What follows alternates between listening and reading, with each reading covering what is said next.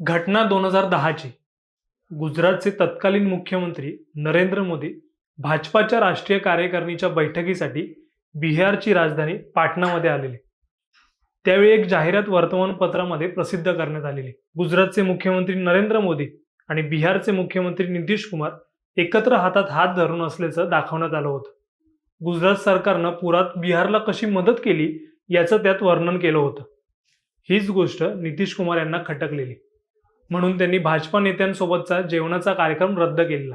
या सगळ्यामध्ये ज्या दोन आमदारांनी तो फोटो छापून आणलेला त्यापैकी एक नाव होतं नितीन नबीन सिन्हा. मोठमोठ्या नेत्यांना बाजूला सरसावून भाजपाचे आतापर्यंतचे तरुण अध्यक्ष म्हणून ज्यांची नियुक्ती झाली ते नितीन नबीन आहेत तरी कोण?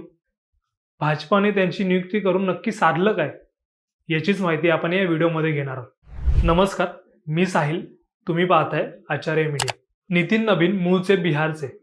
वडील किशोर सिन्हा भाजपाचे आमदार राहिलेले आहेत. 2006 मध्ये बिहारमधील पाटणाच्या पश्चिम विधानसभा मतदारसंघातून नितीन नबीन पहिल्यांदा आमदार झाले होते. 2010 ते 2025 पर्यंत ते सातत्याने 5 वेळा बंकिमपूर मतदारसंघातून निवडून आले.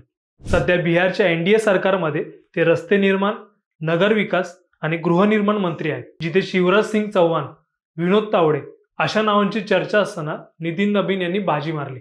गेल्या वर्षी भाजपाचे अध्यक्ष जे.पी. नड्डा यांच्या "आम्हाला आता संघाची गरज नाही" या खळबळजनक विधानाची देशभर चर्चा गाजलेली, ज्यानंतर RSS आणि भाजपमधले संबंध आणखी ताणले गेल्याचे बोलले जाऊ लागले. यातूनच पक्षाध्यक्ष निवडीचा मुद्दा महत्त्वाचा ठरला.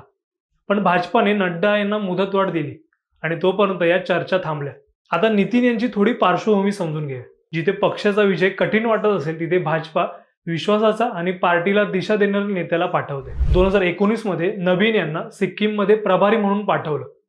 भाजपाला विजय मिळाला नाही, पण नबीन यांनी तिथे पक्षाचा विस्तार केला. सतत कार्यकर्त्यांमध्ये असणं, लोकांशी भेटणं, तिथल्या स्थानिक भाषेत लोकांशी संवाद साधला. भाजपाचे कार्यकर्ते वाढले, ऊर्जा आली. नबीन छत्तीसगडचे प्रभारी असताना भाजपाला विजय मिळाला. उमेदवाराची निवड, स्थानिक समीकरणं, प्रचार नियोजन तसेच केंद्र सरकारच्या योजनांचा स्थानिक मुद्द्यांशी मेळ घालून प्रचार करणं यात नबीन यांचं महत्त्व आणखी वाढत गेलं. ही कारणं जरी असली तरी नबीन यांना कार्यकर्ते आणि वरिष्ठ यांच्यातील दुवा म्हणून ओळखले जातात.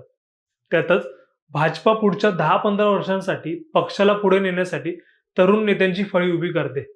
त्यातूनच भजनलाल शर्मा, मोहन यादव यांना संधी दिली जाते. आम्ही कार्यकर्त्यांना संधी देतो असं भाजपाकडून वारंवार बोललं जातं, ज्याला पंतप्रधान मोदी, गृहमंत्री अमित शाह यांसारख्या बड्या नेत्यांच्या रूपाने आपण बघतोय. राष्ट्रीय कार्याध्यक्षच नंतर पक्षाचा मुख्य अध्यक्ष होतो, ही परंपरा भाजपमध्ये असते. याबद्दल तुम्हाला काय वाटतं ते कमेंट करून नक्की सांगा. आणि अशाच माहितीपर व्हिडिओसाठी आचार्य मीडियाला सबस्क्राईब करा.